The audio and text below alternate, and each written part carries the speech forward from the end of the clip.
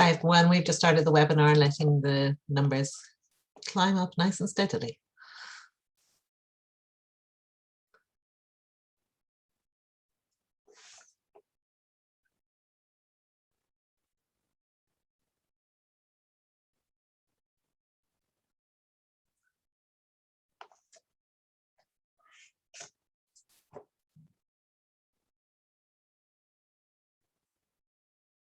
Excellent. So we're bang on 3 p.m. in London and much earlier in the day for some of our presenters today, and I'm sure for many of you joining. Welcome to the second session of TG Conference 2021. My name is Professor Clodagh Jenkins. I'm part of the CTEL team at UCL. I'm really excited to be hosting this with Brahma and Doug, who you met yesterday. I'm just here to open the session. We've got two great sessions today. The first one, where the speakers and chair are already here with us, is on lessons learned from teaching in a pandemic. So picking up on a lot of what was discussed in the panel session yesterday. And then straight after this session, with a little 5-minute break in between, we have Teaching Economists to Write at 4 p.m. or 11 a.m. Eastern Standard Time. And then, of course, like yesterday, we have the mixer session at the end of the day, which today has been hosted by Ed, who are talking about ed discussion, but also, like yesterday, for anyone who was here, we'll have breakout rooms for people to meet up with each other. So if you weren't here yesterday, welcome. If you were here yesterday, welcome back. Do remember that if you just registered for one session, you can register for the other sessions on the website still. So please do think about doing that, particularly for the mixer session. And now I'm going to hand over to Steffi to chair this session. Thank you very much, Clodagh. Thank you very much, everybody, for joining today. And thank you to our speakers. As I said, this follows up very closely from what we did yesterday. And we have three amazing speakers. We have Gosia, Jana, and Sylvia going to be talking about teaching.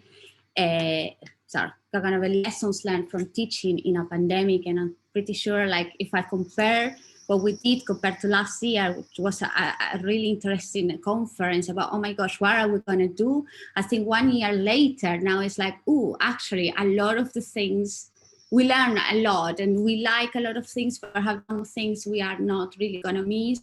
But yes, I'm going to just pass to our speakers. I remind them, our panelists, that we have 10 minutes each. So please stick to time. Then we are going to get questions and answers, and apologies, I needed to share the slides and I forgot.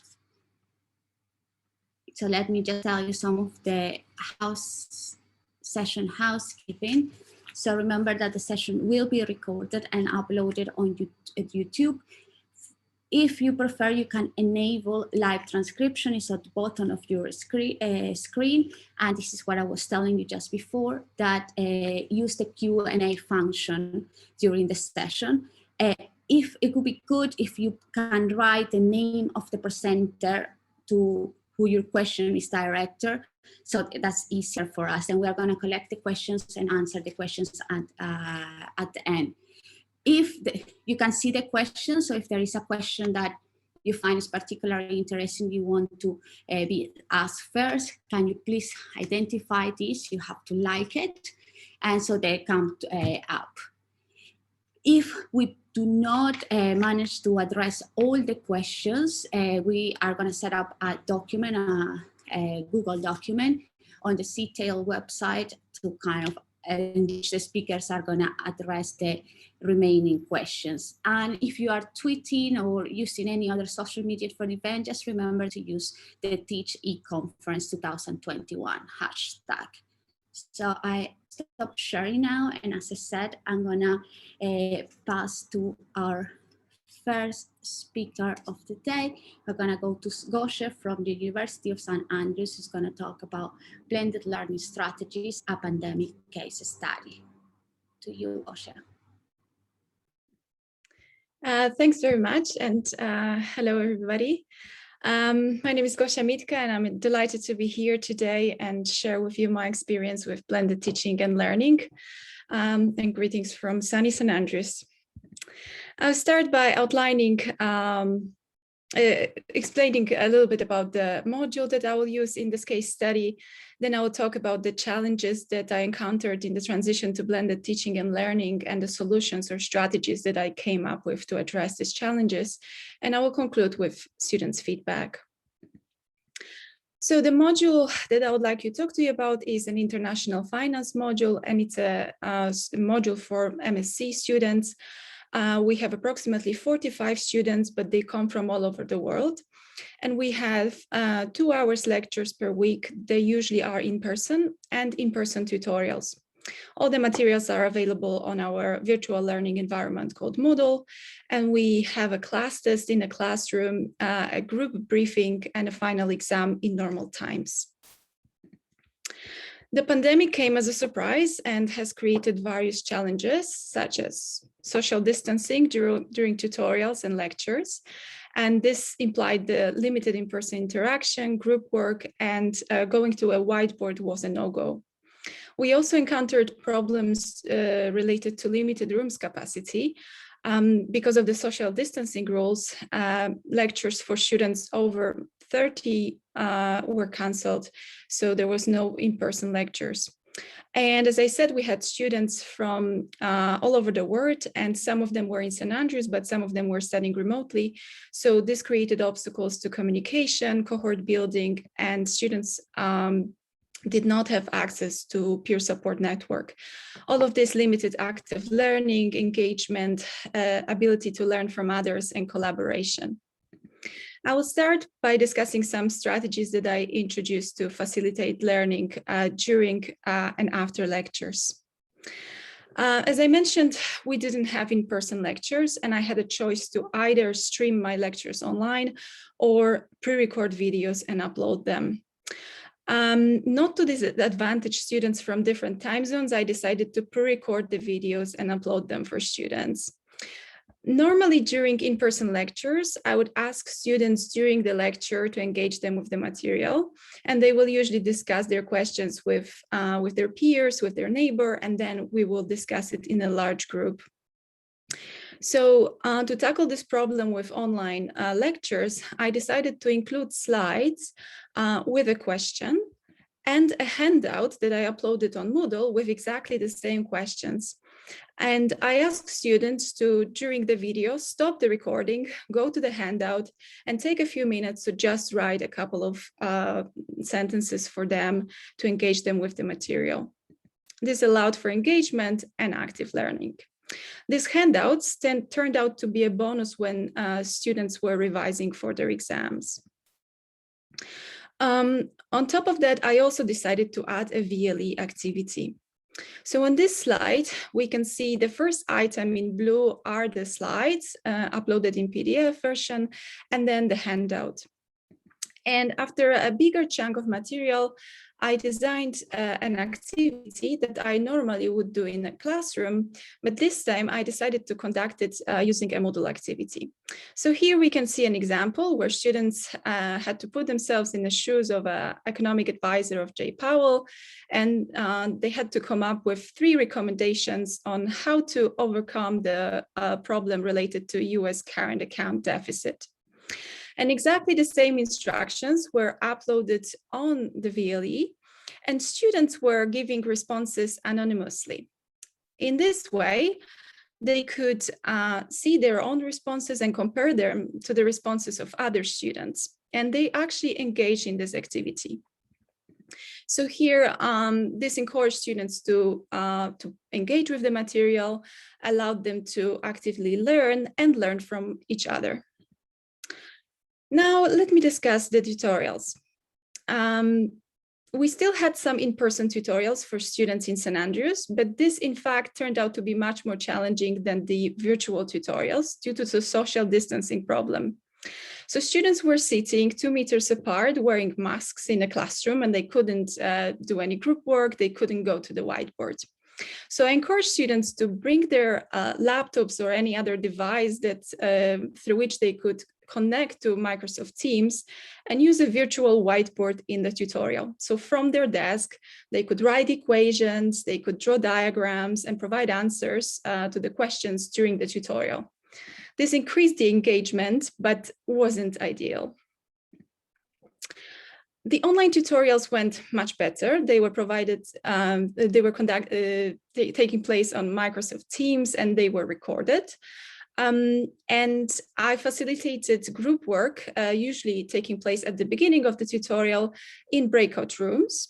And I provided clear instructions to students on how to work or collaborate, either using the same virtual whiteboard that we used in the in-person tutorial, or by simply providing questions that students would discuss in a Word document, and they could all simultaneously type answers or discuss it in the breakout rooms. This facilitated collaboration and engagement. Now, the last piece I would like to discuss is the change in the assessment structure. We no longer could write a class test in a classroom. And also because students were in different locations, I decided to do something that would create strong peer support network. So I decided to use the group video challenge, similar to the one that of the UCL first year challenge. And I created Microsoft Teams channels for students to communicate. So the teams were based on students in St. Andrews and studying remotely, so that both cohorts were studying together. And I also asked students to organize a watch party and provide peer feedback to not only engage with the material, but with other peers, and also communicate in this way. I then replaced the class test with the individual briefing, and then we also had a final exam. This provided a very good platform for collaboration for students and allowed students to have access to a peer support network. They were complaining a bit because of the differences in the time zones, but still they felt much more supported than if they were studying completely on their own. So to sum up, the strategies that I have used involved adding handouts and activities to engage students with the material in the absence of live lectures, using Microsoft Teams Whiteboard in the in-person tutorial and online tutorials, and breakout rooms to engage students, and changing the assessment structure and design a group assessment early on so that students can collaborate and learn together despite different locations. And this was facilitated by creating a collaborative platform on Teams. Students in general were very happy with this form of provision, and they were happy with this online teaching. I also made sure that when I record the videos, I'm particularly enthusiastic about what I'm teaching, so they don't fall asleep during the video. They found the module to be the clearest and easiest module to follow, and they found the online delivery excellent. That's all that I had to say. Thank you very much, and I'm looking forward to your questions.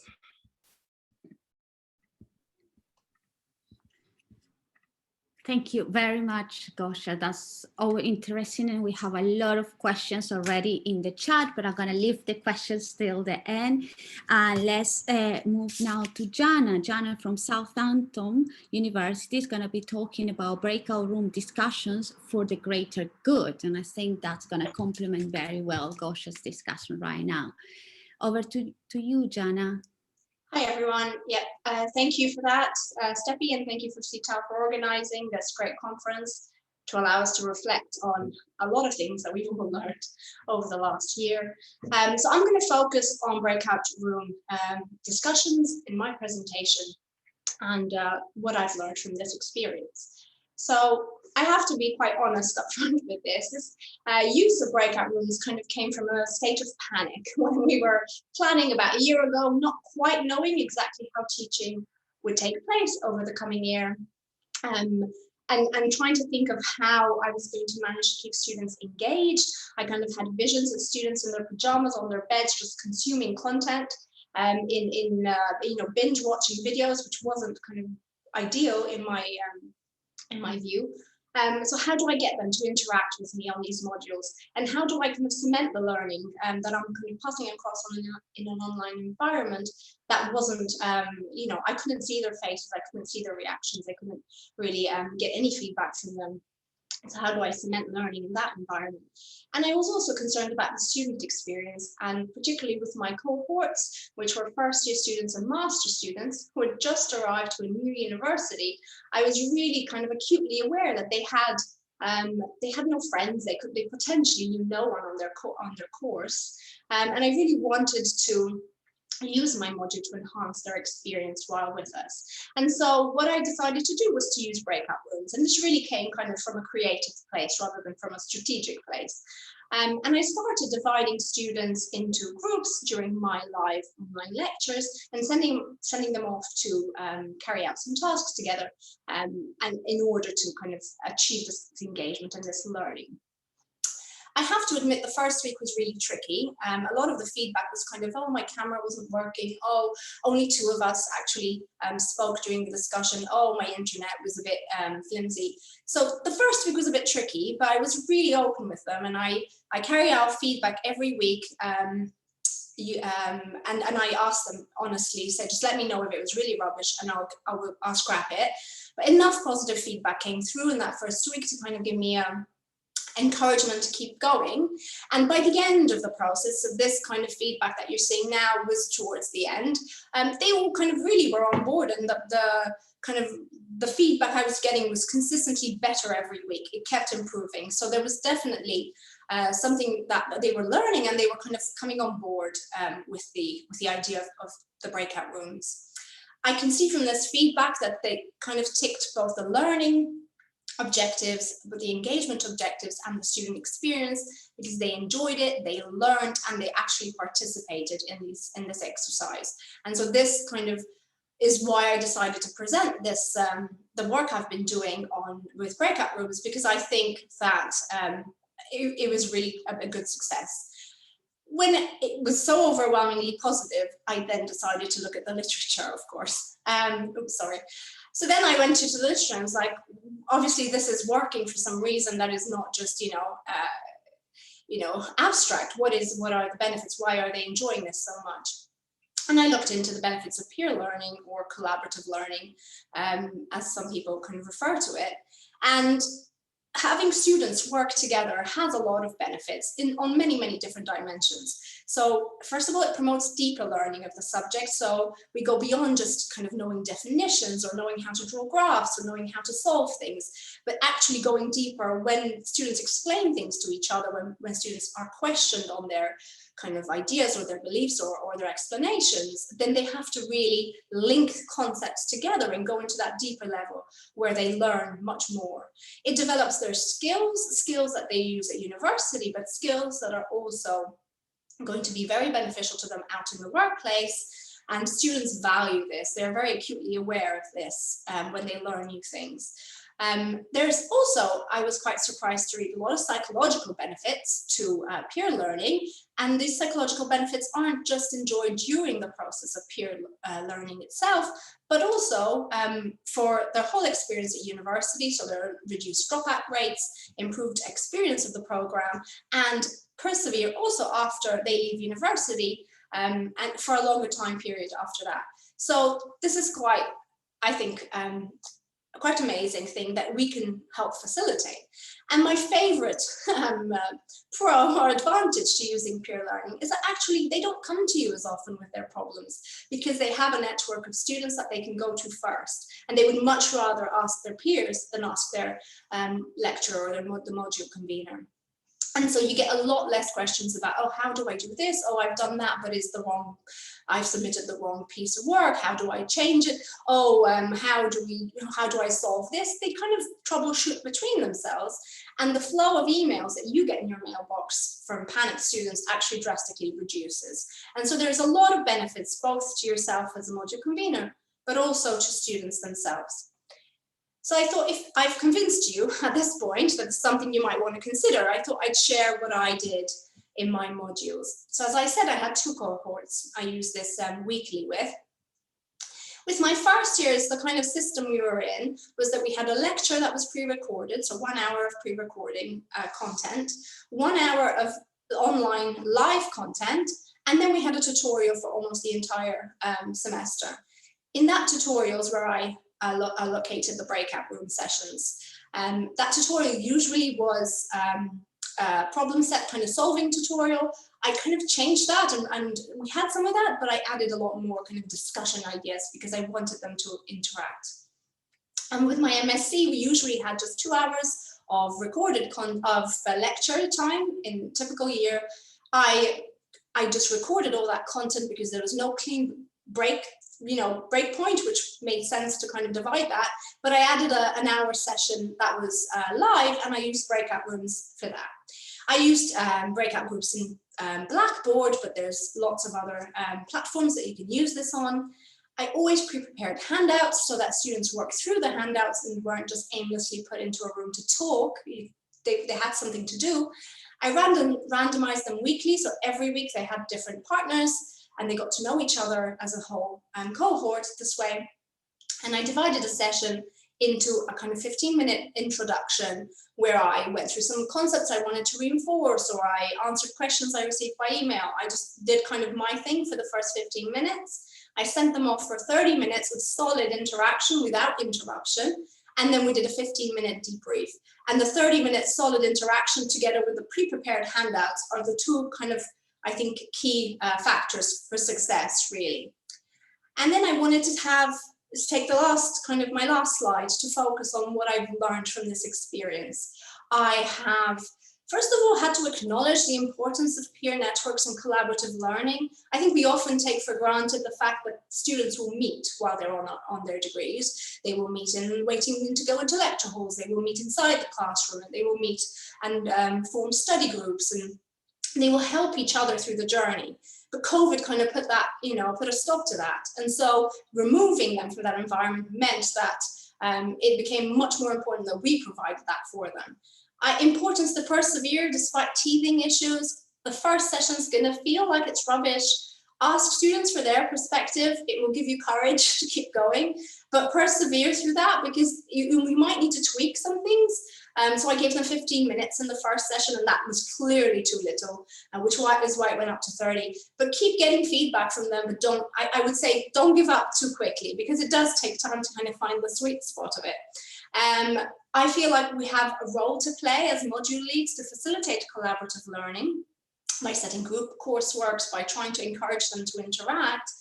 And I am confident that I am able to translate this in a way for next year going forward when we have simultaneous sessions. I'm currently teaching a January start cohort, and we're doing that right now. So I've got half the class online, half the class in the room, and I simultaneously broadcast and send them off into groups and work with the students in the class myself. So it works in different settings.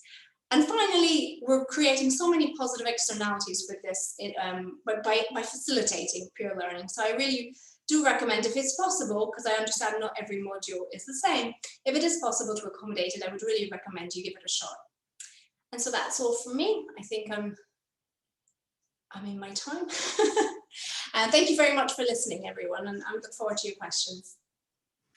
Thank you very much, Jana. That's perfectly timing as well, and very interesting. And again, there are plenty of questions, but as I say, we take all the presentations first.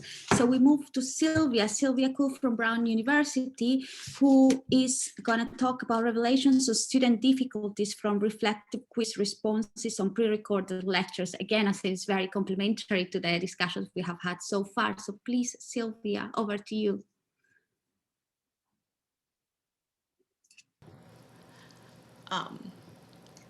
Thank you. I am unmuted. I'm Sylvia Kuo from Brown University, and my talk is on revelations on student difficulties from reflective quiz responses on pre-recorded lectures. It's a bit of a mouthful. So I just want to motivate this from thinking about how do we maintain student engagement when we're moving from an in-person to a fully online or a remote environment. My class became completely online, And so that meant that students were unable to ask questions in real time and have that back and forth. And I also worried that with pre-recorded videos that they would have this incentive to passively ingest the material and not actually do any processing. So just the punchline is I essentially pre-recorded my lecture videos, and then associated that with a set of reflective quiz questions, essentially an exit ticket, in particular asking like, what questions do you have on this lecture's material? And I found that those questions that came up sort of revealed a really interesting set of issues that I had not previously uncovered before, that were actually quite basic in terms of like the ideas and the concepts, and were actually quite humbling. So we'll talk about that. So just quickly in terms of the evolution of my course structure, I teach a large upper level economics course. There are a lot of prerequisites. I have about 150 students per semester broken into 2 sections. Pre-pandemic, I really taught in person chalk and talk, where I would actually write the material on the board and take students from questions, and we would have discussions on things. We were held 3 times a week. The undergrads, I had undergraduate TAs that would run weekly discussion sections, and then they would also hold sort of a 2-hour Sunday block office hours at the library, since homework was due Monday, and that's where all the students were. When I had to pivot in terms of the move to remote in spring, I needed to we could no longer meet in person, so everything was remote. I pre-recorded the lecture videos, which I would do, release as soon as I recorded them. And rather than have the undergrads run the discussion sections, I actually started running them myself live on Zoom, which would be recorded for students who couldn't attend on Fridays. And then the TA office hours shifted to an online discussion board where they would answer the questions asynchronously on Piazza. This past academic year, when I had more time to think about, how to actually make this change, I maintained a lot of the same format, but with I re-recorded my lecture videos into smaller pieces and associated each lecture with a reflective quiz. And then what was cool about that was I was able to also establish a due date by which they had to watch the videos and answer these questions, which was essentially in that Monday, Wednesday, Friday format. Except it was actually Monday, Wednesday, Thursday, because I used the Friday class in order to run my own discussion. Right, so the general setup was to take every lecture and to set it up as a quiz in Canvas. And I called it a lecture barometer because I was getting the pulse of the class, which is probably a incorrect biological use. There were 31 lectures, really 32, but 31 barometers. And so each was set up as a series of lecture videos pinned, and then it was the same set of open-ended questions. The first was just rating the effectiveness. The second was what was the most resonant idea from this lecture. The third one was the one that I was really interested in, which was any specific questions that you have or concepts that you found confusing that you want me to talk about. And the fourth was just an open comment space. So these were kept consistent over time. And these were basically just graded on the basis of effort. So I think whatever Canvas uses for grading, as long as there's something, I think, in the textbook, or in the text boxes, they would be graded as as a 1. It's essentially participation score, 10% of the final score, and they could miss 25% and still receive full credit. What would happen was every Friday morning, I would download the responses as a CSV file, relatively easy. So I'd have 3 lectures worth, 3 barometers, and I would scan them in order to figure out what to talk about every Friday. All right. So just to be really concrete about the intent of this design, for the students, what I really wanted to do is use this as a way of pacing out the content to roughly that Monday, Wednesday, Friday schedule, instead of having them cram, which we all know is not so great for learning. The other thing is, by having a consistent set of questions, I wanted to give them a framework to actively process that lecture content. So then maybe they're always thinking about that most resonant idea or any questions they have as they're viewing the lecture. And to lower the cognitive burden, because I'm not constantly pelting them with different questions. And it was supposed to be an easy way for them to earn this grade. For me, it was really to provide just-in-time questions on the course material, right? If I can't actually elicit like what questions do you have on that material, I'm getting that feedback. The really, I think, important thing about this process was that it democratized the question asking for the pool of, theoretically, all students. And so I could see that in general, like these are the things that students are struggling with, rather than having a skewed sense of what they were having problems with from those who are able to actually ask questions, right, in class, that handful of students. This format also allowed them to be able to take their own time to articulate what a question could be, and not in the 30 seconds during class. So I sort of like that. And it helps seed the discussion for students, because when I found that I was trying to run these discussion sections when we first moved, and I would say, all right, any questions that you have, that would be met with silence. And I would have to give them some information so they could, like, as a springboard for like remembering what questions they had. All right, so I'll just say that the findings in terms of the types of questions that they were asking when they were articulating, I found them really humbling. As a longtime instructor for this class, I mean, I really thought I knew the things that they had problems with. And indeed, those questions did show up. However, I uncovered sort of unexpected, I will say, misunderstandings, and I categorized them. The first is they often asked why for questions for definitions and factual concepts. Why is this set up this? Why are bonds quoted as a fraction of 1/28? They just are. And relatedly, they would say, well, why would you choose X and not Y when there actually is no choice? Why would you choose to have an American option? Why I would rather have an American option rather than a European option, so why would I actually do that? No, you choose to have an option, and it either takes this one form of an American option and it has these characteristics, or it takes this other form of a European option and it has these other characteristics. So that was interesting. The second is that I would find that there were questions that suggested larger conceptual problems with fundamental ideas. And this is getting at kind of far more questions on basic ideas than I ever expected. So these came in two forms. One was just the flat out very basic question, which kind of indicates that they're just not understanding a fundamental concept. Why are you using a sigma on the horizontal axis?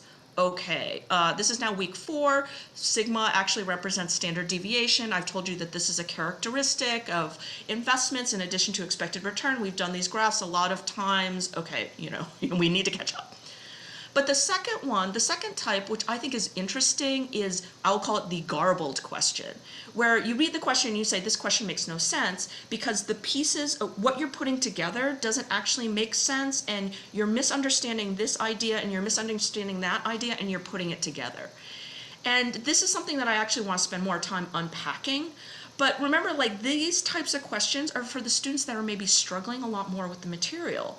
And so they have a hard time articulating a question, and I'm finally uncovering what might be going on or not going on in their heads.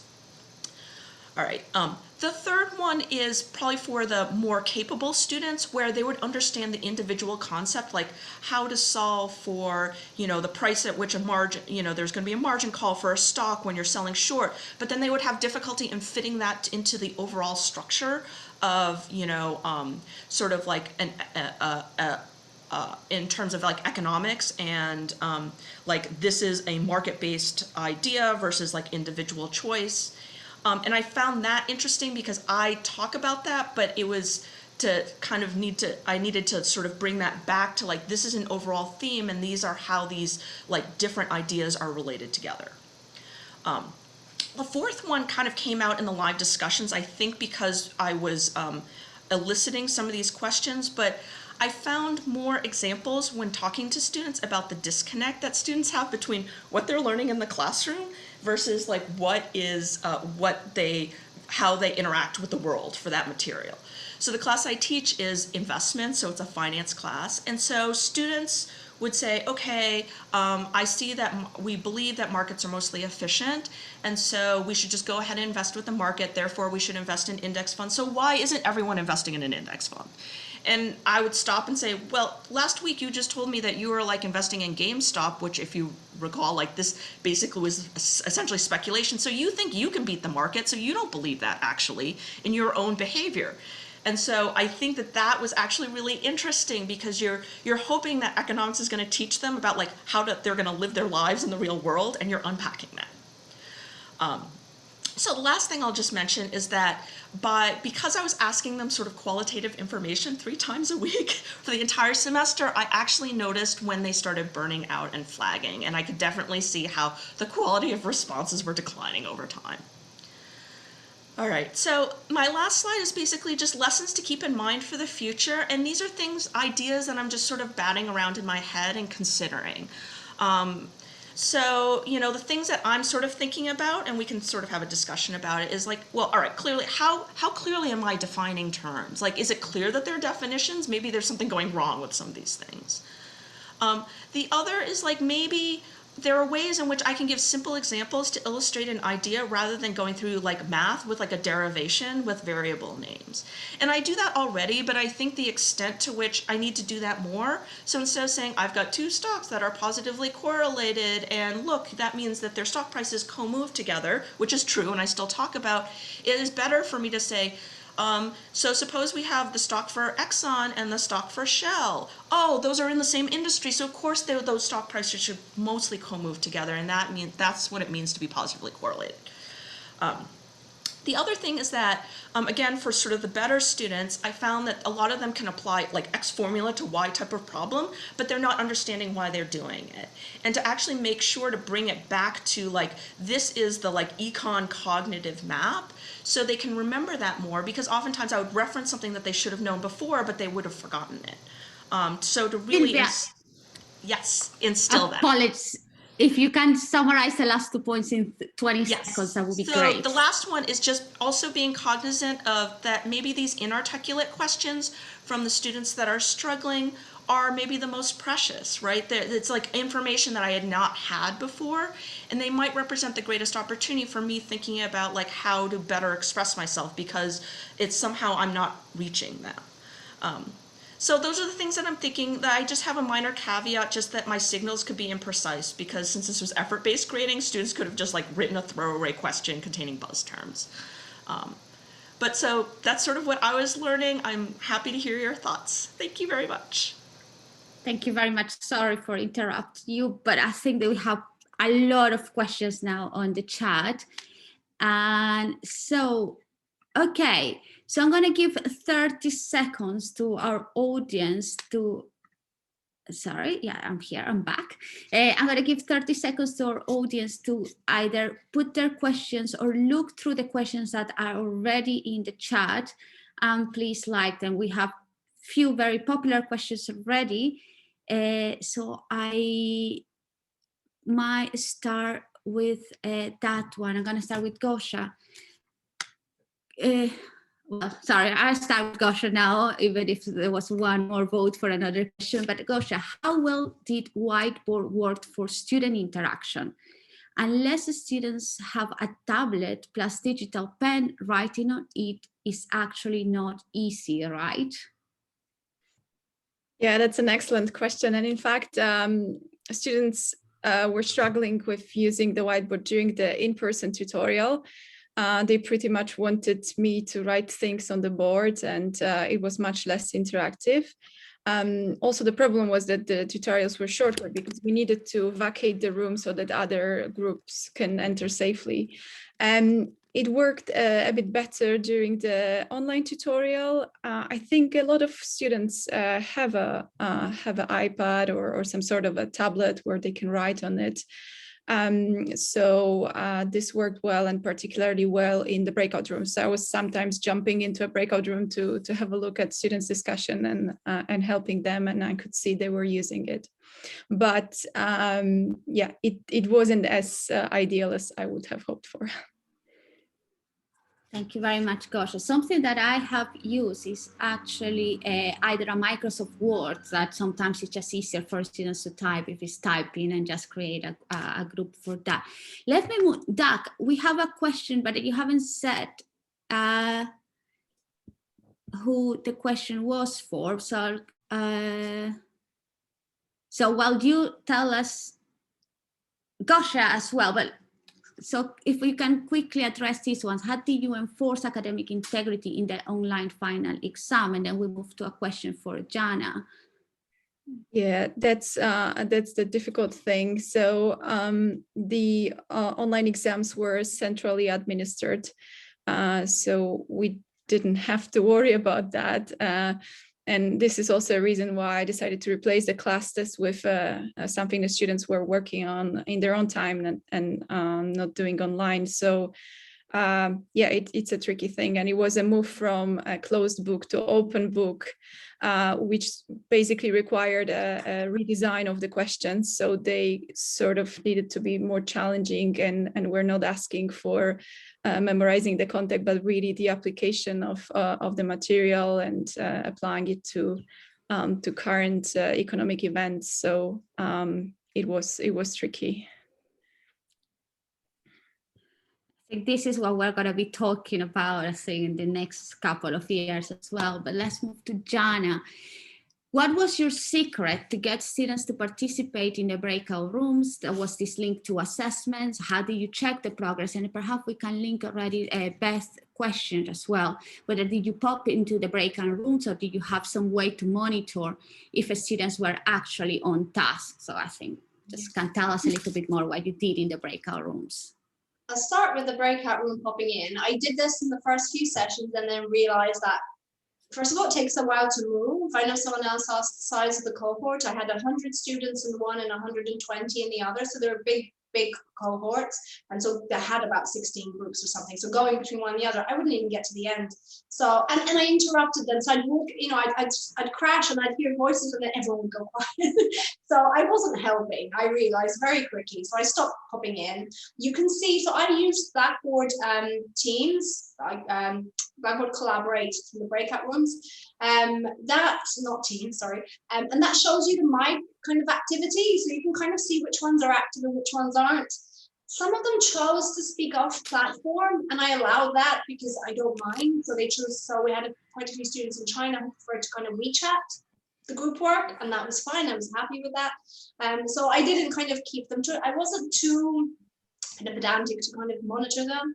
They did have to submit, answering the first question, they did have to submit the filled in worksheet at the end, and they had 1% of their grade tied to it. So really minimal, but they cared, because if they forgot to send it, I got a barrage of emails. So you can attach such a small nominal kind of amount to something. And I just wanted to say, had like never in my life, the full cohort showed up week after week after week. So occasionally like 2 or 3 wouldn't show up, but there was no kind of dip, which you always observe when you're doing face-to-face lectures. So it was really amazing to keep them kind of engaged. And just a follow-up question to this one. So was it any advantage or disadvantage of having randomized groups weekly versus just having the same group and try to create deeper connections?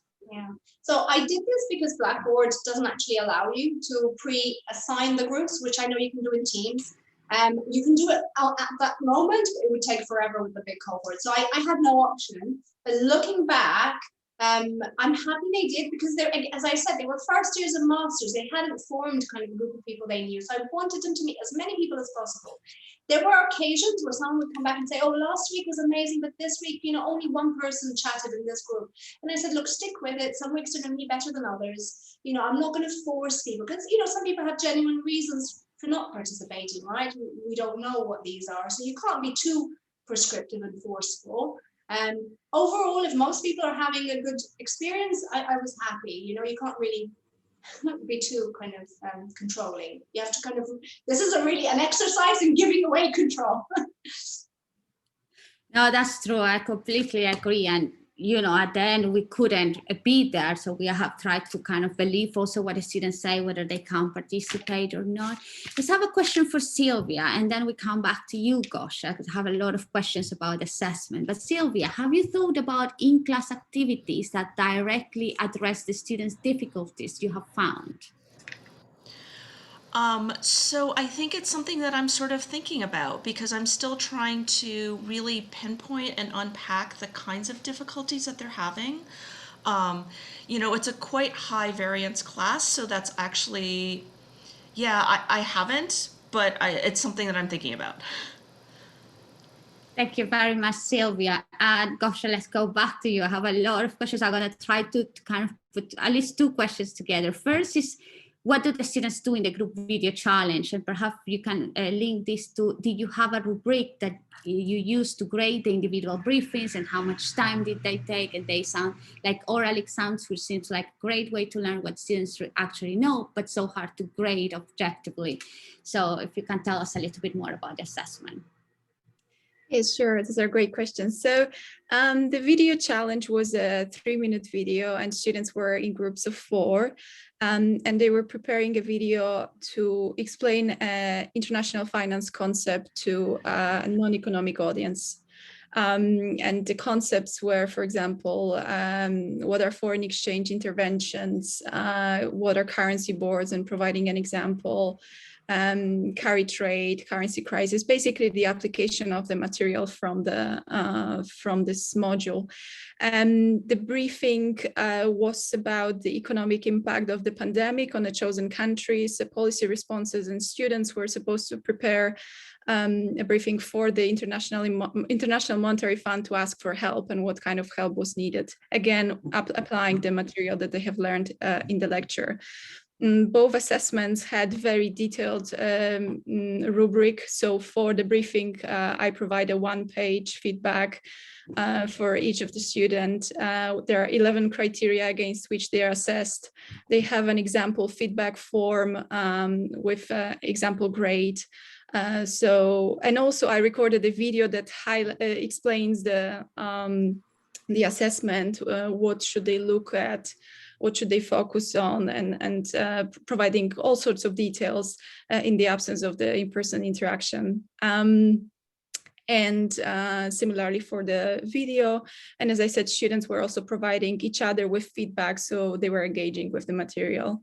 It's hard to grade, but I think it's, maybe not to mention, the briefing was a 1,500 words assignment, and the feedback from students is usually that it's too little. They usually want to write much more, and they do a lot of research, and they engage with the topic a lot. So they usually say like, oh, I would actually like to write more. So I hope this answers the question. Thank you very much, Gosia. I think you have done a lot of work to support your students, so surely you deserve a prize. I'm going to give you a prize for all the support you're giving your students. Actually, there is an excellent question to all panelists, and perhaps I think this is going to be a good way to perhaps bring to a close this discussion if we get there. And what do we know about how students form academic networks? So of course you all have done different things, and a lot of things that you have done are exactly to try to bring students together, because in this challenging year has been difficult. Perhaps that's one of the most challenging things. The students don't meet in the classroom, and therefore how do they create these networks? And what do you think matters more in the techniques that you were using in applications? Can you tell us all something? Let's start with Sylvia now, and then go to Jana, and then end with Gosia. So I was a little luckier in that I at least had juniors and sophomores, so they sort of knew each other. But one of the things I actually did the first day was I used Zoom breakout rooms. And I gave a prompt, but I basically said, we have 10 minutes and I'm just going to randomly assign you, and you can chit chat and learn and get to know each other.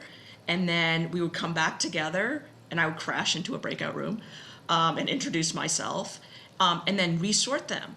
Because I said, you want to see like who else is in the room, and that's what you want to do the first day. And then I had a Google sheet, like if study groups are very important, in this class and part of the culture, at my university. So if you don't have anyone, here's a Google sheet. You can put your name and, what time zone you're in, and sort of try to self-form. Thank you, Sylvia. Jana? I'm a bit blank now at the moment. I think one thing I have observed is that they are very eager to make friends. They're very eager to get to know each other. So if you give them any kind of sort of opportunity, many of them will jump at that. So you don't have to curate it very, professionally. It's just giving them the opportunity to speak to each other because they're very excited, especially when they're first arriving at university. I think I would also just add a little bit of a warning that there are a lot of students who will approach, not a lot, but every year consistently there'll be one or two that will approach me and say they're uncomfortable with working as a team or being involved in teamwork, and you just have to be really respectful of that. And I think you do have to be aware that you cannot force this, and there'll be some people who really struggle with it. So I think do this as much as you can, but also allow people to kind of opt out so that you're not creating disadvantage for these students. Thank you very much, John. And Gosia, can you tell us a bit more? Yeah, what I noticed in St. Andrews is that students like to have initially be provided with the sort of official channels for networking. So I think the channels that I have created in Microsoft Teams were very useful for students. But as soon as I created them, I realized that they really like to move to an unofficial way of communicating via Facebook or WhatsApp groups, or communicating with their student reps. So I think we have this role to initiate it and then leave it to themselves what's their preferred way of organizing themselves and supporting each other. Thank you very much, Gus. Thank you very much. And to be honest, I have a very lively chat here. I haven't been able to keep up. We have still plenty of questions, so I'm pretty sure that the document we're going to put together answering these questions is going to be very useful. But I just want to say I learned a lot, and I really hope, I think, like, given how lively the discussion is, has been a very enjoyable session. So I think back to Claudia now, if I haven't forgotten anything. Thank you. Thank you very much, Steffi, for excellent chairing, and to everyone in the room for the discussion on both the chat and the Q&A. I think we're going to have a huge amount of work to put these documents together. So my job is just, first of all, to let you know that you do get a 5-minute break before the next session. So I will talk quickly. The next session is on teaching economists to write, which links to some of the questions about skills development that were in the chat. Big thank you to our student supports, to Yasmin and Yi. Huge thank you to Maddie, as always, who is down as Maddie support, which I think we have no end of thanks for Maddie and the student support, and also the student sponsors, the student partners who worked in the background on the asynchronous sessions, which hopefully many of you engaged with as well. You will get opportunity to provide feedback on this session tomorrow. You'll get a link through Zoom for that. And as mentioned, there will be a document trying to pull together all this excellent chat and questions uploaded onto the CTEL website when all the speakers have had a chance to look through and respond to those questions. So take a break, make a cup of tea, or whatever you feel is appropriate this hour of the day or morning, and we shall see you at 4 o'clock in the next session, which you will have a different webinar link for. So thank you, take care.